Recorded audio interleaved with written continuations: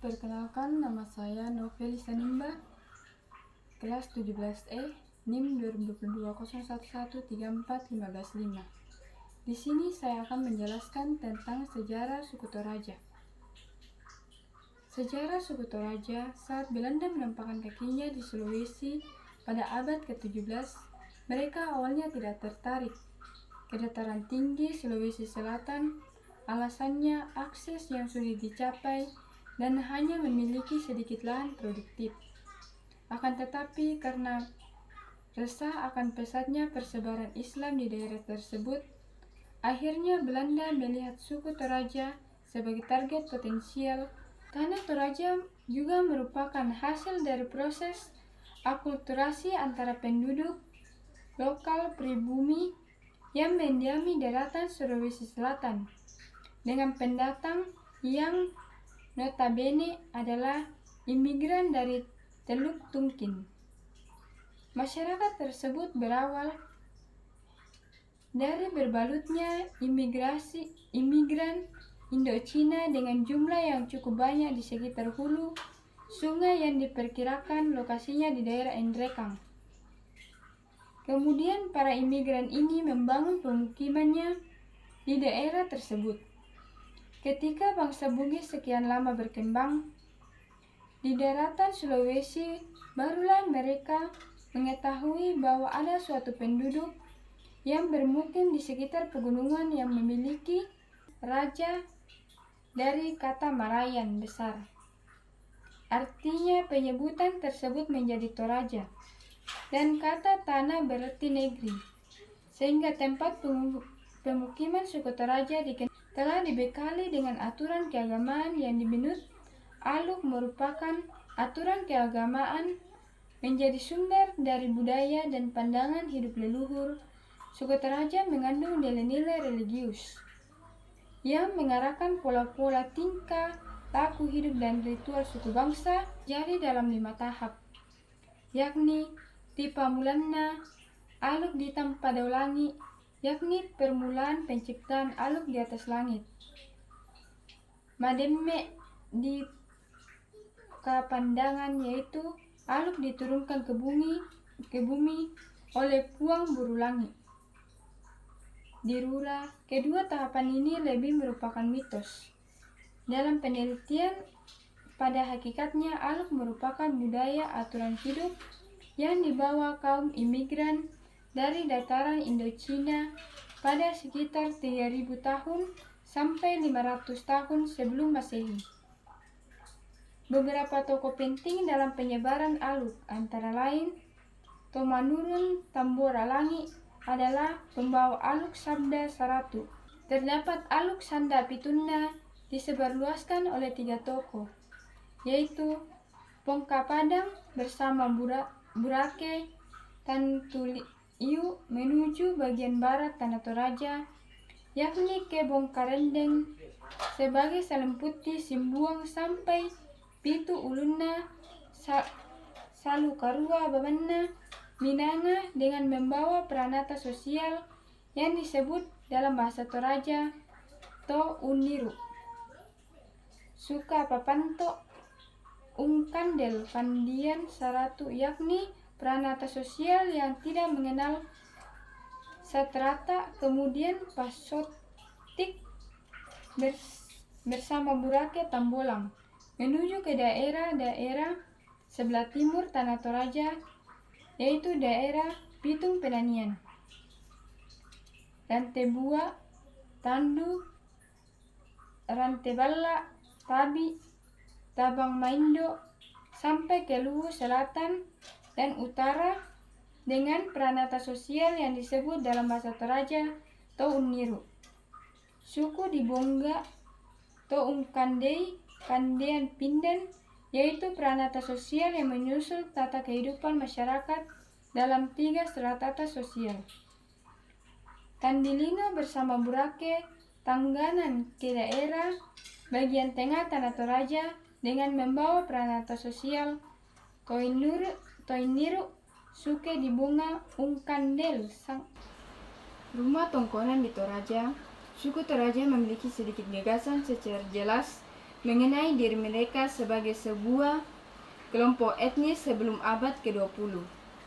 Sebelum penjajahan Belanda dan masa pengkristenan, suku Toraja yang tinggal di daerah dataran tinggi dikenali berdasarkan desa mereka dan tidak beranggapan sebagai kelompok sama, meskipun ritual-ritual mereka menciptakan hubungan di antara desa-desa.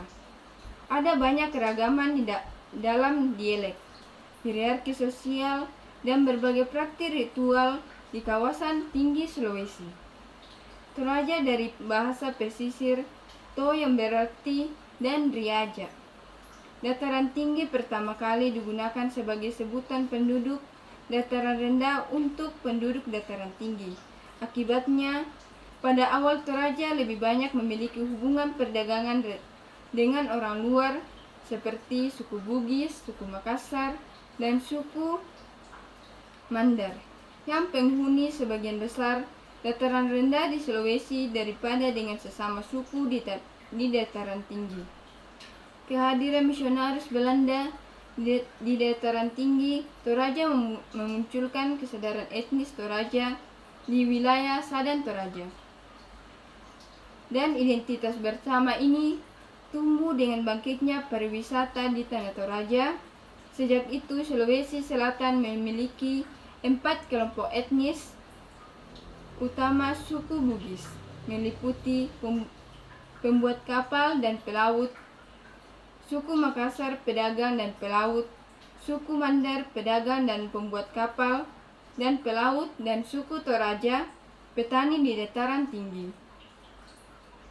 Sejarah dari suku Toraja, wilayah sekitar Teluk Tumkin yang terletak antara Vietnam Utara dan Cina Selatan adalah tempat asal suku Toraja. Masyarakat suku Toraja, keluarga adalah kelompok sosial dan politik utama dalam suku Toraja. Setiap desa dan satu keluarga besar, setiap tongkonan memiliki nama yang dijadikan sebagai nama desa. Keluarga ikut memelihara persatuan desa, pernikahan dengan sepupu jauh, sepupu keempat, dan seterusnya adalah praktik umum untuk memperkuat kekerabatan. Suku Toraja melarang pernikahan dengan sepupu dekat sampai dengan sepupu ketiga, kecuali untuk bangsawan. Untuk mencegah penyebaran harta, hubungan kekerabatan berlangsung secara timbal balik, dalam artian bahwa keluarga besar saling menolong dalam pertanian, berbagi dalam ritual kerbau, dan saling membayarkan utang. Setiap orang menjadi anggota dari keluarga ibu dan ayahnya, anak, dan demikian mewarisi berbagai hal dari ibu dan ayahnya. Anak dan demikian mewarisi berbagai hal dan ibu dan ayahnya, termasuk tanah dan bahkan utang keluarga. Nama anak diberikan atas nama kekerabatan dan biayanya dipilih berdasarkan nama kerabat yang telah meninggal, nama bibi, paman, dan sepupu yang biasanya disebut nama ibu dan ayah dan saudara kandung. Sebelum adanya pemerintahan resmi oleh pemerintahan Kabupaten Toraja Utara, masing-masing desa melakukan pemerintahan sendiri. Dalam situasi tertentu, ketika satu keluarga tidak bisa menangani masalah mereka sendiri, beberapa desa biasanya membentuk kelompok. Kadang-kadang, beberapa desa akan bersatu melawan desa lain. Hubungan antara keluarga diungkapkan melalui darah, perkawinan, dan berbagai rumah leluhur tongkonan. Secara praktis ditandai oleh pertukaran kerbau dan babi dalam ritual.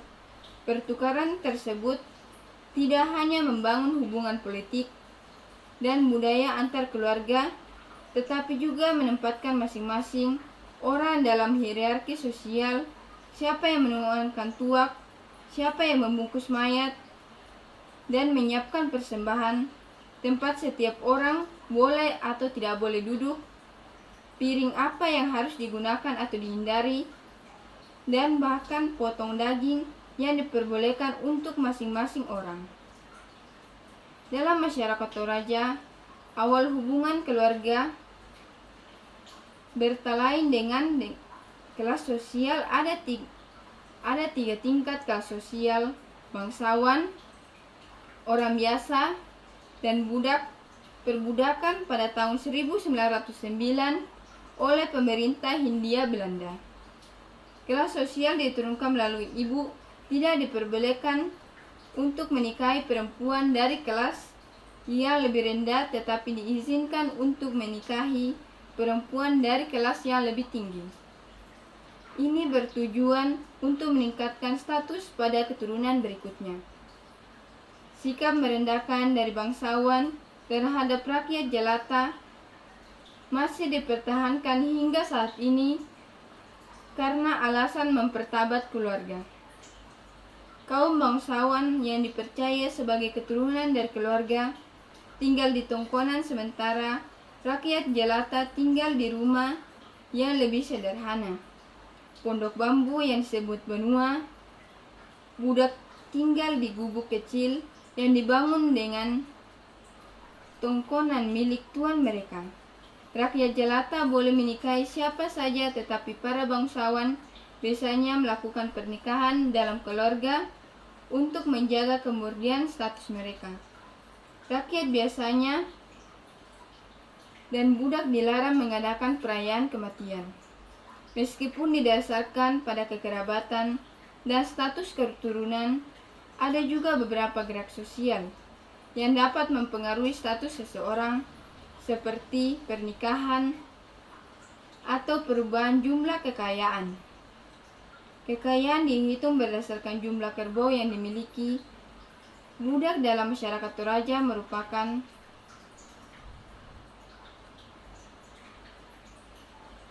agama. Saat ini mayoritas orang Toraja menganut agama kekristenan, yang sebagian besar ialah Protestan. Gereja Toraja, orang Toraja yang ibadahnya menggunakan bahasa Toraja dan bahasa Indonesia, dan kantor pusatnya berada di Rantepao, Toraja Utara, 2 Kabupaten Sulawesi Selatan sebagai kawasan dominan orang Toraja, yakni Kabupaten Tanah Toraja dan Kabupaten Toraja Utara. Ada kedua kabupaten ini penduduknya mayoritas orang Toraja dan mayoritas beragama Kristen. Selain itu, beberapa kawasan atau kecamatan Luwu Utara, Luwu Timur, dan Kota Makassar juga banyak orang Toraja. Namun sebelum mengenal Kristen, sistem kepercayaan tradisional suku Toraja adalah kepercayaan animisme politeistik yang disebut aluk atau jalan, kadang diterjemahkan sebagai hukum. Dalam mitos Toraja, leluhur orang Toraja datang dari surga dengan menggunakan tangga yang kemudian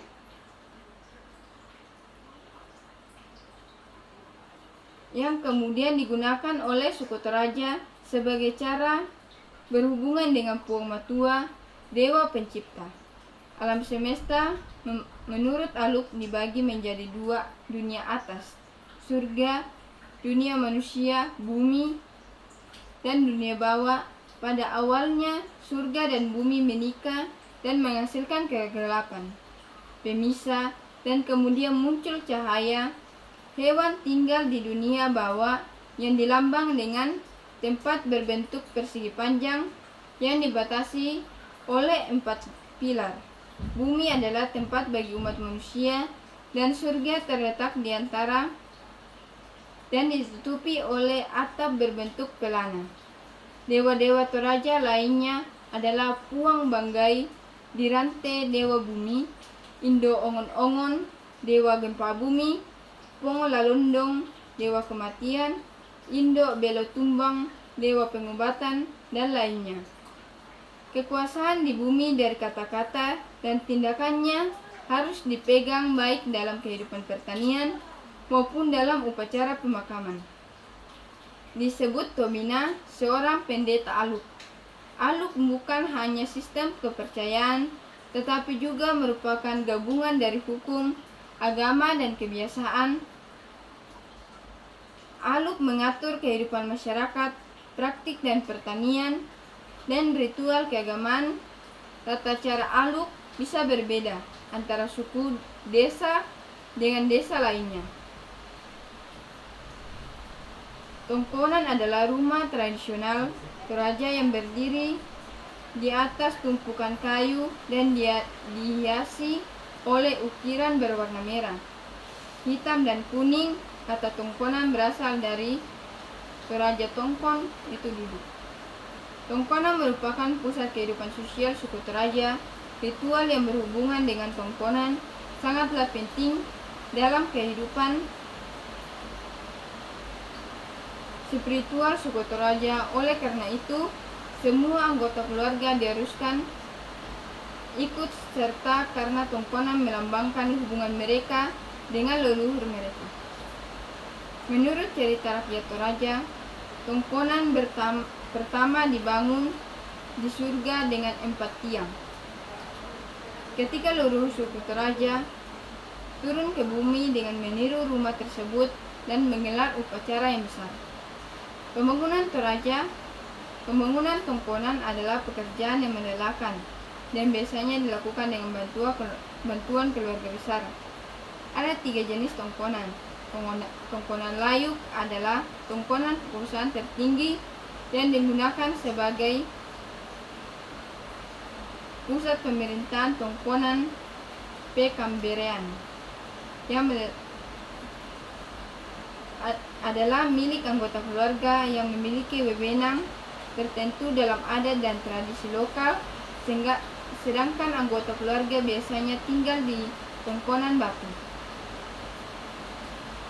Sekian dan terima kasih. Kalau ada kesalahan tolong dimaafkan.